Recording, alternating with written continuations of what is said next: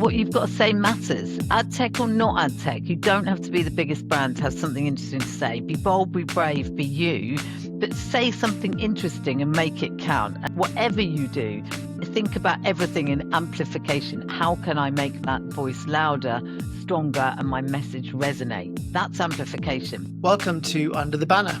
I'm your host, Ollie James. And on today's show, we're joined by Julia Linehan. She's a powerhouse in digital advertising, known for a boundless energy and 3 decades of experience shaping the industry. She began her career at Dennis Publishing and has since held senior commercial roles across media, agency side, including the Mirror Group, Associated Newspapers, the IAB, and the 614 Group.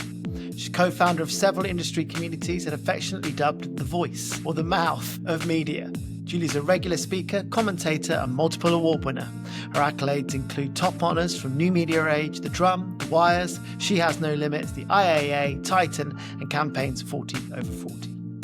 Today, we're going to give you a veteran's eye view on how Adtech has evolved both on the Croisette and in the boardroom through the lens of a leading PR force who has helped shape the narratives we read, hear, and believe. In this episode, we move beyond the glitz and explore the power, perception, and people under the Adtech banner who shaped the iconic Cannes Lion event and framed the industry as a result. Julia, welcome to Under the Banner. Thank you so much for joining me. You're welcome. Thank you for having me on here. This will be great. 2 legends of Cannes together.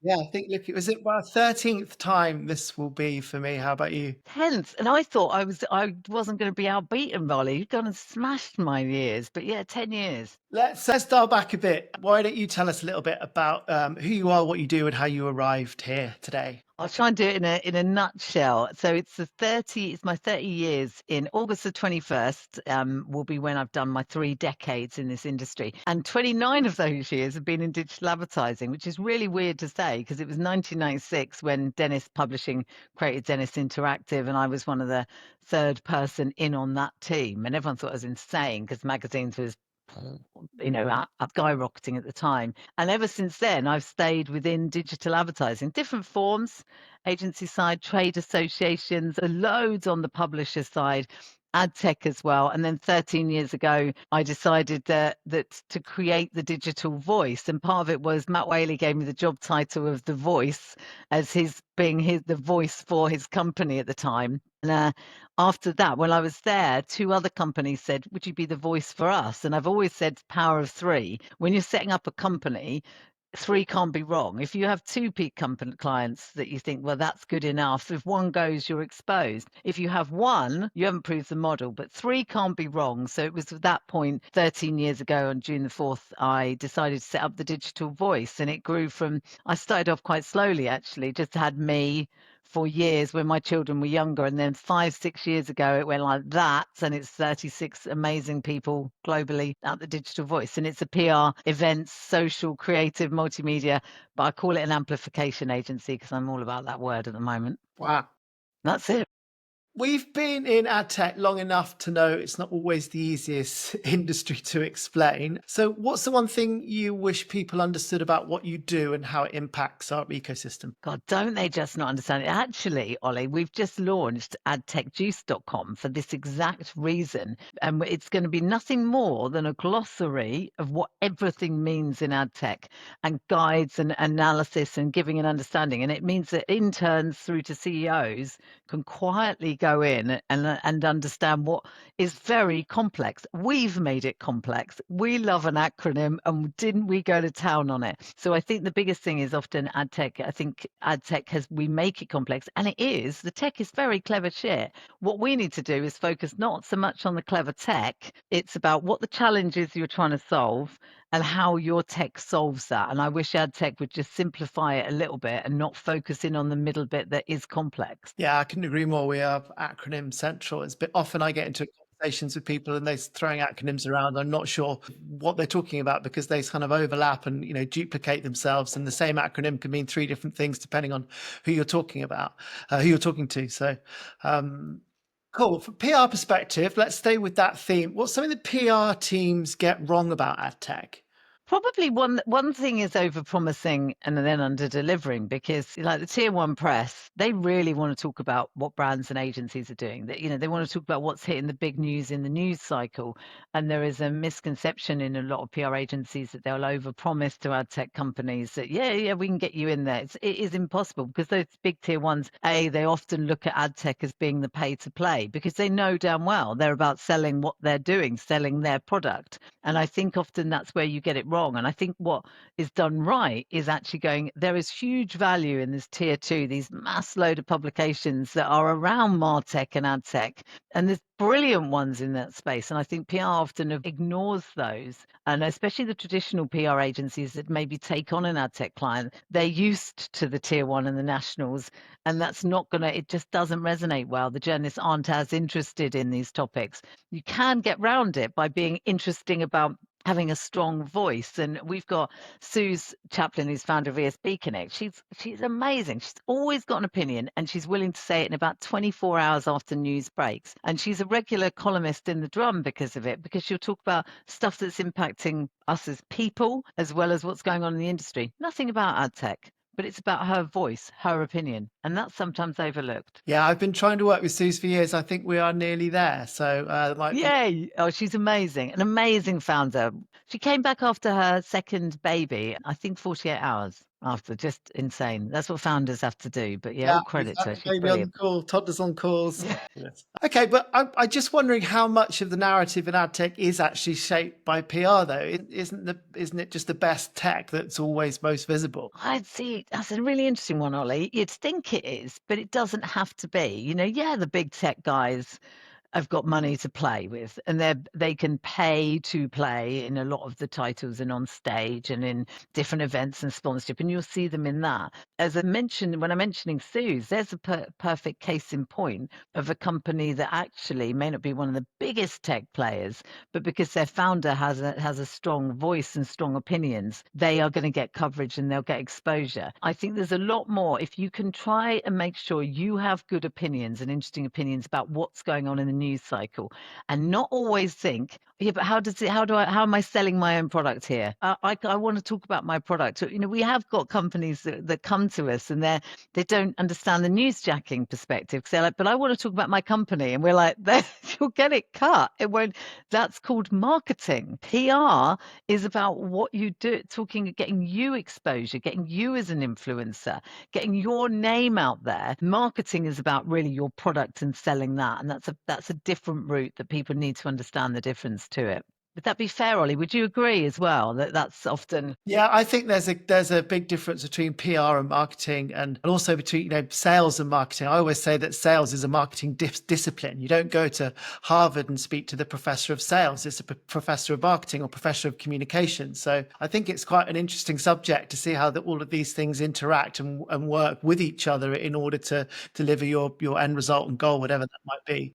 It needs to be all three. PR is getting your voice out there and getting exposure. Communications is getting out there, writing about what you do and writing it in a compelling way. And marketing is about conversions and sales. Each one feeds into the other, and you can make marketing can have a number of different things like email newsletters and events and things like that. And all three work well together. But I think there's often a disconnect with what is what, and that they put KPIs against PR that really should go against marketing and spend. And there's always that argument on pay to play, and unfortunately, the ad tech industry is often hit with it. Never more so than now. I've never seen it so much pressure on ad tech companies to if you want stage time, you got to pay, and I find that frustrating because there are some brilliant voices who deserve to be on stage. As long as they agree not to be self-serving, they should have a chance to speak. Just And doesn't you think happen. so? What else can somebody do in order to get onto that sort of roster and be invited in to speak Yeah. and amplify their voice? I mean, you say there's a promise not to sort of be too promote yourself or your business too much, but is there anything else that people can do, professionals in the industry to help sort of elevate themselves or to make their voice heard better? Definitely. So the way to do it is almost to think of it as like, if your voice matters, how can I get it heard? And you don't start with, I want to get on the biggest stage. You want to start almost creating a portfolio of all the bits that you do. Get your team to record you on a phone when you're at an event with a Vox Pops type style that allows you to, I'm live in Cannes. These are the top trends I've heard. Top and tail it with some animation on your thing, get it out there. Or just simply leave it as a video format because obviously LinkedIn loves that. Start creating this, getting podcast opportunities, put yourself forward for stuff. Try and think about obviously having something different to say. And there are often pitch opportunities for speaking slots. You've really got to think about it and do something unique and interesting. If you think about MadFest this year as be less boring. So if if you're ad tech, you're going to be asked to pay. But if you can try and think of a really interesting angle and bring a brand, even better. And I think there's lots of ways of doing it. And then trying to mass as much of that portfolio, get it on your website, company's website, so it's easier for organizers to be able to go and reference and see their voice in action, hear them in action. I think you can start building that out. And I think LinkedIn has to be your vehicle. It's B to H this year, Ollie, business to human. The way to do that, it's almost H to B, human to business. The more you as a voice, companies are penalized a bit more now on LinkedIn. The algorithm's not their friend, but individuals within a company can have a lot to say, and keep promoting yourself in that way. You will get eyes on you. Brilliant. So we were going to talk about Cannes Lion today, the Cannes Lions International Festival of Creativity, to give it its full name, down in the south of France, 16th to the 20th of June. Set the scene for us. Tell us a little bit about the event as a whole, as somebody who is a pure Cannes Lion veteran. I know you and me both here, Ollie. I mean, we know and love it. I mean, it is the most insane week of my year. It's our flagship event. Our team go all out in Cannes every year with our client partners. We take more and more members of the team each year, there's so much going on. And I think the difference is maybe a possible I haven't had the pleasure of going to, but that's centered around, for example, one hotel, and that's great. But I think you've got the sun, the experience, the vibe, and all this action going off all the way down the Croisette and along the beach and from the Amazon port. And it's just where it's so strange. People were chatting in the Adtech group going, I'm getting all these messages going, let's meet up in Cannes. I'm down the road from you. Why don't I meet you on Friday? But it's not quite the same. And I think it's an amazing experience. Exhausting, amazing, insane. But it is still a place where business gets done, just about. Yeah, I think it is. And it wasn't built for ad tech. So when do you think it actually became an ad tech event? Okay, so you've been there 13 times, and I've been there 10. 10 years ago, right? All the yachts were Adtech yachts. Yeah. Do you remember? Yeah. All of them. And that's where it came from nothing. It was only about creativity and brands. And we just launched ourselves on this. They didn't know what had hit them. And then, so I think it was that. But if I'm honest, Ollie, what I've seen is it slightly shift again. I think it stayed. AdTech had a big presence, and there was so much going on from the AdTech and a lot of big spenders going there, and they had their own beaches. It hasn't been an easy ride for AdTech companies the last few years. It's no surprise that in the same way the number of yachts for the ad tech companies have diminished. So ad tech is having to find another way to make the most out of it without having to pay, $50,000, $100,000 to companies to be part of that as an ad tech voice. So I would say I wouldn't call it a backlash against ad tech, but I think it's do we feel that they're gatekeeping? The brands and creative arm is trying to gatekeep a little bit? I don't know. I think, yeah, it's an interesting one. I always wonder whether we're still outsiders, kind of crashing the party, or whether or not we've kind of earned a permanent seat. I don't think we've earned a permanent seat inside Cannes Lion in the actual event. We own the Croisette, I would say, gutter bar for one. But I think it's, if you look at what they do well, is saying, okay, so when you try and pitch for a Cannes Lion speaking slot, it's obviously you're up against huge brand names. How can you contend with that? And I don't think there's been as much infiltration within the actual Cannes Lion experience and the events and inside. But I think overall, I think we've definitely gate crashed the party and stayed. We're like the guests that won't go, Yeah. and nor should we, because it does bring money to Cannes Lions. And and it brings people. And I think brands are not necessarily there to talk to other brands. They're there to talk to the agencies, the publishers, the ad tech. There is opportunity still. It's just got to be done right, done selectively. Yeah, I think we've got the biggest ads is the out of home presence for ad tech. On the main, the Croisette building itself Yeah. very famously has ad tech. It tends to have ad tech out of home ads everywhere. So we've definitely got a presence Yes. along that Croisette and a sense that we're owning, the industry is owning it, and whether that's pushing a little bit against the creative side. Wonder whether I would, if I was a Cannes Lion event organizer, reserve some slots on the out of home, the digital out of home as well, spots around the place for the creative side.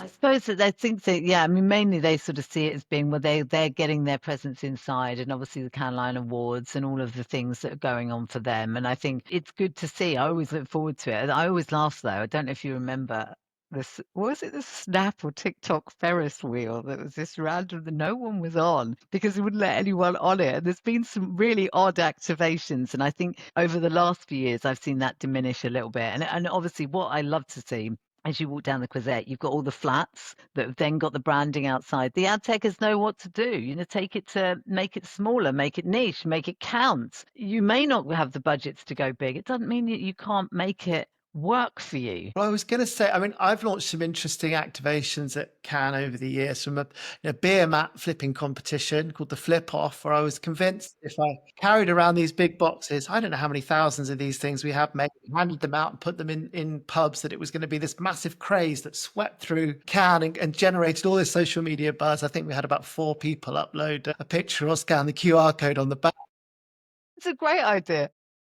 It felt like a great idea, but whether the execution side of it, I don't know. We didn't work with maybe the right partners on it. But I just wondered, from your perspective, do you think it is better to go with the big beach activation, or perhaps play a bit more of an inside game with the invitation-only dinners, etc.? How would you sort of compare that one versus? I mean, we have to be honest. Budgets are tight, so I think that the big activation and the big beach activation is tough to get. Cannes Lion has now put a levy on any activation happening anywhere along the beach, along the Croisette. It's a big cost that you have to pay Cannes Lion now, so that's made it prohibitive. But what you can do, and I think the value from the smaller round tables and lunches and interest in drinks, and we obviously host. I think it's the 4th year we support honour the Adtech kickoff lunch. This year, Limelight Inc.'s taken the reins on hosting it. But I love those kind of events that pepper your week and that matter. And if you think about the return, do you get more out of the meetings, really, really targeted meetings that you do, than a slightly wider lunch or dinner that is curated with the right people that are going to matter to your business? And then you go everywhere. I mean, we produce the Cannes calendar for the industry for free for years. So to enable ad techers to go, I know where I'm going to go. You're not going to get accepted on all of them.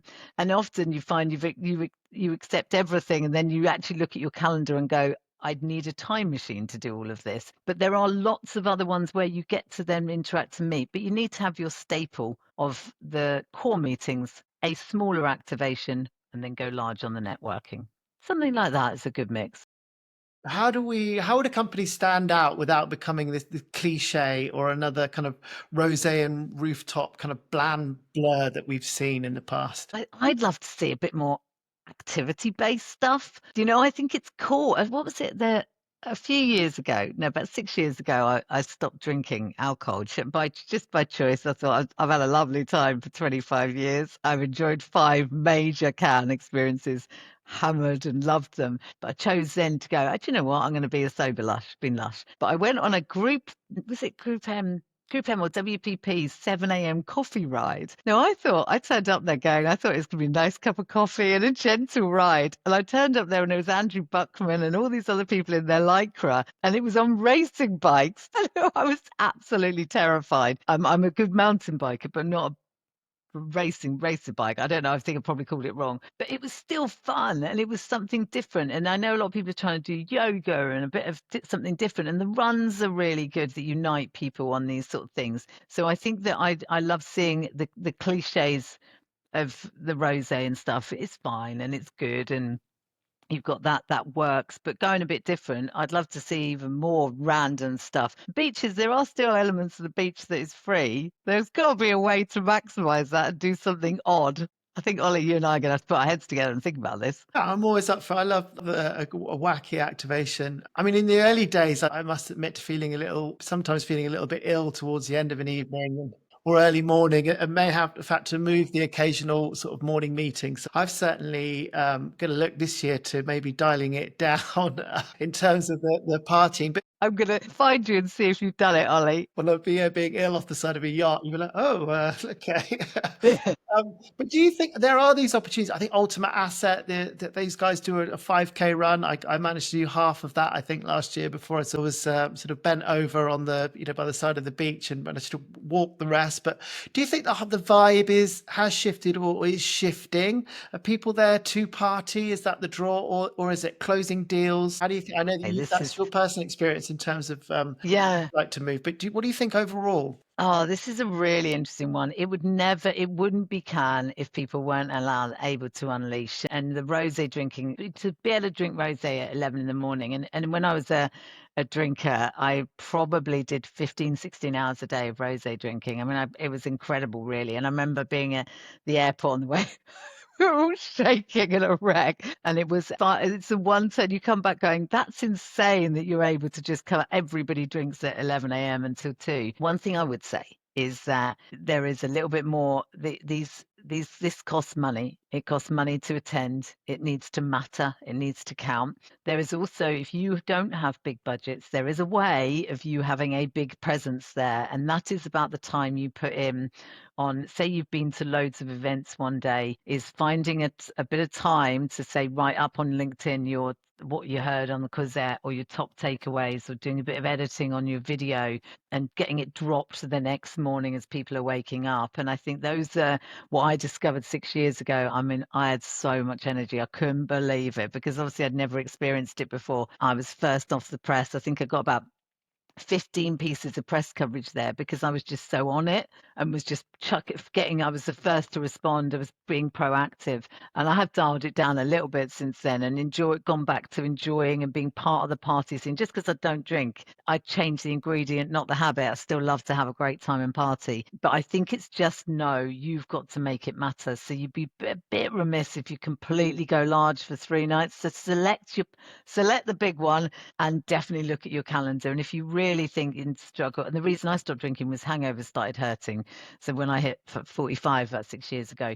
So if you are prone to hangovers, don't do it to yourself, or don't schedule the early morning ones in, because there's nothing worse than being cancelled on. Yeah, 100% agree. I was going to ask you how important is your PR and positioning during cans versus after or before? After. Right. You've got to go before, during, and after. And you've got to think of it. You've got to think about absolutely maximum. You'll see already. When does it start? I mean, we do the Cannes calendar in February, and then we start seeing add in all the events throughout those months, and we really build it out so everyone knows what's happening. Around the start of May, you start seeing LinkedIn flooded with "I'm attending, I'm there, please meet me, join us for rosé," and all of that. So you've got to think about, but I love that. And then we'll start with the press shortly of the top tips, what's in, what's out. Digiday, Seb Joseph always does a brilliant in and out one. Love that. And so you've got to prep in advance, try and get your voice out there if you've got an opinion on what's expected there. During it, as I mentioned, try and drop as much content. I found my best performing content was almost the evening one, when I did a wrap up and photos and what I'd seen and heard that day. And then after, you still make that content work. If you get a chance, it's underrated and unattended now, all the panels. And because there's so many, so few people end up going to each one. But if you get to go to them, really post about it live. Who said what that was cool and interesting? Get it out there. And then think about that for thought leadership, or maybe a LinkedIn article when you get back of your takeaways. I mean, I know a lot of people do it, but it's interesting. You're filling in gaps for people that they missed it. So yeah, you before, during, and after. You've got to hit it on all three. I've noticed Cannes has a sort of a weird hierarchy. I mean, we touched on the sort of the big dogs that, literally float. The little guys are hustling. And I just wonder from your perspective, who you think actually holds influence over the week. So I go the hustlers every time because I'll tell you what the big guns do. They stay on their beach. They stay cocooned in their hotel. They actually just go, I'm here. I'm on my amazing beach. You will come to me, people. And they don't get to experience it. I've met so many amazing people who are to some of the big agency beaches, like the Densey Beach. And I was speaking to somebody last year and I said, have you seen this, this, and this? No, my meeting schedule is packed from 9 till 6 on the beach. And I'm like, oh, no, I don't know that's great. And you could say that that's maximizing that time. But I think that you're missing out on then those opportune moments. The random that we got, how many thousands of us converse on one strip of south of France. And I think the hustlers who hustle well get the job done. Situate yourself at Cafe Roma and you are sorted because everybody walks past you and you just grab them. If you have a spare hour, it's not wasted. You can still bump into everybody. So I go hustlers. I'm on the Yeah, side of the absolutely. hustle. As a hustler, as somebody that's represented sort of startup and early stage businesses, that's been my only option. Yeah, There's been some friction with me and like previous bosses where the KPI is the amount of meetings that you have booked. And I'm like, it's not, you need to don't. leave some space in order to get out and have those opportune moments and that kind of impromptu stuff when you happen to see someone and you're not running from one end to the other, trying to get a wristband to get onto a beach to have your meeting, let alone, you know, um, Do that. I tell you what, I would love that if I was going my an in and an out. An out should be that demand, especially I'm going to be, I hope this isn't the wrong thing to say, from the US companies who've it used to be very UK and Europe, and now obviously the Americans absolutely love it. But what they do is they come with a more corporate approach to it and insist that their people all get 100 meetings lined up. And that's when you're getting to this point, as I mentioned, when people are going, free to see me, do you want to see me in Cannes? And you're thinking it's up the road. It's to hit a target. That's not make it. You better going small and productive and actually have fewer but more higher quality than this pressure to get 100 meetings because you just run out of hours in the day. There, as well as you mentioned, just getting the wristband to get on the beach, but just walking from one end to another or trying to queue to get a table at Cafe Roma. There's lots of factors why it's near impossible to do those things and to do that amount of meetings. So I wish there was less pressure, please, and allow people to actually enjoy it as well. It's not just, I don't think people take the piss then and go party all day.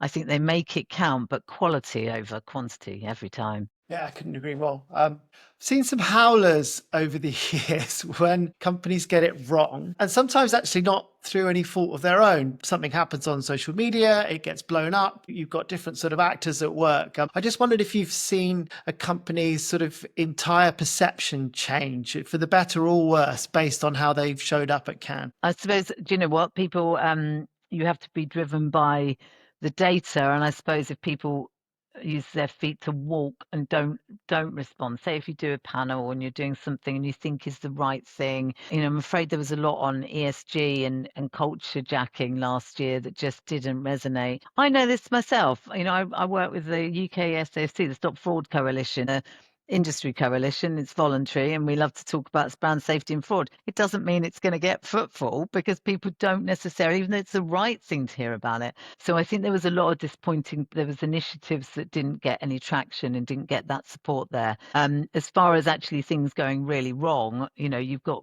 if you go down the route that they try and take it too far without that, it's almost like branded cocktails celebrating diversity and inclusion for a company that's not known for diversity and inclusion. People smack it's Is that unauthentic, sort of like inauthentic. greenwashing and hypocrisy and just Yeah, latch on to the latest sort of buzzword, that ESG stuff, just 100%. making something out of it and then not backing it I up, or there not being evidence 100 within your culture? 100%, Ollie, and sorry to interrupt you there, but I'm so passionate about this. I was part of the Conscious Advertising Network Roundtable at the Dentsu Beach last year, and we were going, what the hell is going on? Because we're talking about um, sustainability, and yet I've seen the amount of like unsustainable beach activations and things that have got no throwaway bottles, or it's just all that it hasn't been put front and center. And I think we were talking about it going, it's just like a set people that like to talk about it, put the label on themselves and then do fuck all about it. So either just either be honest and authentic and say if it's what your brand is known for,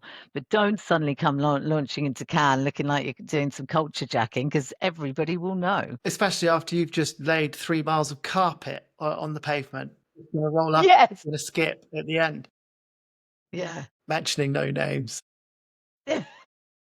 Ooh, okay, cool. What's one thing as a sort of an ad tech sort of founder, commercial lead? What is something that I should definitely do at Cannes, and one thing I should avoid like the plague? Okay, the first thing you do is you need to look at the digital voice events, Cannes events calendar. And by the way, there's other PR agencies that also do their own. So you're absolutely spoiled for choice. I'm just biased. But the reason is we lay it out by the day and by time of day. And we put the link in for you to register. So just go large of being able to link in, go and register for as much. You won't get into all of them. If you do get a yes, turn up early. Otherwise, the yacht gets full and you will not get on. So be the early bird. I'm an early bird. I'm always early. I leave early and I arrive early. So I would definitely do that. Don't put pressure on yourselves and on thinking I must get these 100 meetings in. And do remember how long it takes to get in between each meeting. Those would probably be my ones. And stay hydrated. I was going to touch on Hit the 'em. sort of unofficial rules of surviving or thriving at Cannes. I think hydration might be on my. Hydration's one. Breaking in your footwear. I'm currently breaking in a pair of like ballet shoes and a pair of white trainers. I'm 51, Ollie, and I'm trying to do what a lot of my team are a lot younger than me, and they always wear cool white trainers with their dresses. So, and I'm trying to make it work. I don't know if it is yet, but I'm breaking them in. So just know what, and it's hot. Don't wear, if you the linen is a staple for men, but for women it can be if you've got long hair, it just sweats all down the back of it. I'm being really graphic here. I didn't know if you wanted to go this No, way. please do dig. I've been there before, turning up to a meeting and just been. And there was one I thought, okay, I'm going to try and remedy this. I went to the bathroom, took my shirt off, linen shirt off, and just wrapped it around the Dyson hand blower and tried to dry. Yeah. I thought, what am I doing? I'm stood here half naked in the bathroom. But actually, if you are a sweater and somebody who sweats and you're wearing a backpack, avoid wearing the backpack. You take it off when you're covered, but just take a change of clothes. And also, I mean, we always stay in a hotel that's small. Very small, but it's only 2 minutes from the Croisette because we can go back and do those quick changes when it gets to the heat. And last year wasn't hot though, Ollie. We actually had rain and a horrific wind. I'd never been so cold in all my life at Cannes. So I'm hoping it's hot, but I think just being mindful as well. It is long days, and if you're sat in the sun, just keep hydrated. Offset Yeah, 1-to-1 ratio on the rosé and the water. fabulous. Okay, sort of last sort of question, can Yeah. related. Share a moment that only someone who's been there for as long as we have could have experienced.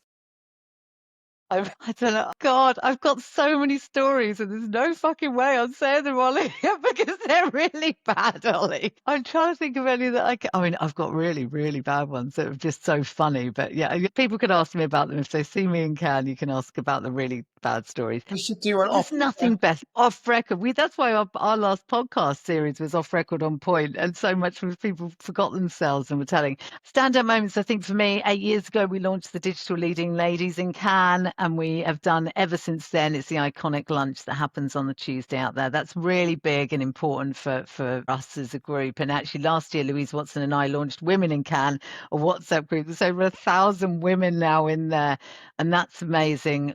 I loved that initiative. I'm very proud over the years to have taken my team there, more and more of my team there, and especially those that just starting out in their career. I just love seeing their faces when they get to experience this. So I make sure even those that are in more junior roles, and I don't like to say the word junior roles, those that are just starting out, I love it when they experience that. And I love what DigiLearning's doing. They take a cohort out there. Lisa Goodchild and co do a fudging brilliant job. The rest of the standout moments we'll have to park, but I'll tell you about them after. Yeah, we'll talk.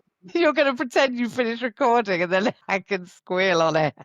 And I know in terms of young people as well, I was impressed with the hustle. I've even seen students that have managed to hustle their way into some, some private events. And I'm like, hey guys, what are you Yeah. up to? And it's like, oh, we just managed to get a wristband. And so it's great to see that the sort of young people Great to see and it. students and the people that are starting out have, come and it's not just reserved for that sort of senior level exec that just want to talk about Definitely. APIs and sell themselves. So I had an email from your team today talking about your Can calendar and your handbook.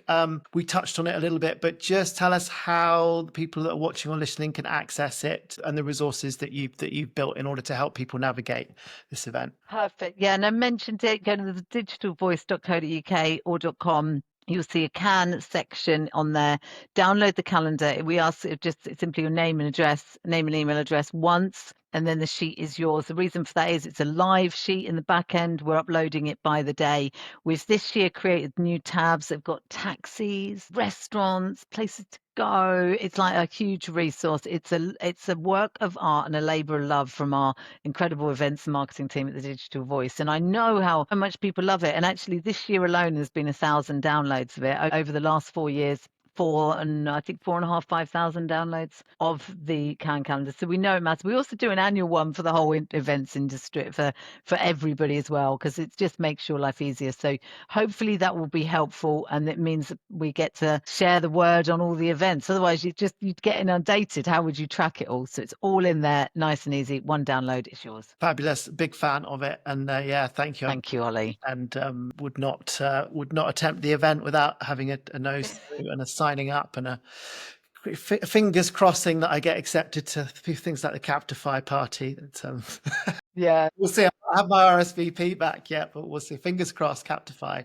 you'll get in. You're a legend. All right, let's zoom right back out. Closing question. If you had the attention of the whole world for 30 seconds, what would you say? Okay, you mentioned it about the people who are junior should have the access and their voice. However junior or senior you are, your voice matters, and it's really important to embrace, be authentic, be honest, say what you think, be bold, be brave, and be you. I cannot stress enough how amplification is something that doesn't require big budgets. It's about you can have a presence. There are so many outlets now on channels that you can use, and whatever your budget, you've just got to make what you say count. So amplify the shit out of it. Be bold, be brave, be you. Yes, thank you so much for joining us. You're welcome, Ollie. It's been my pleasure.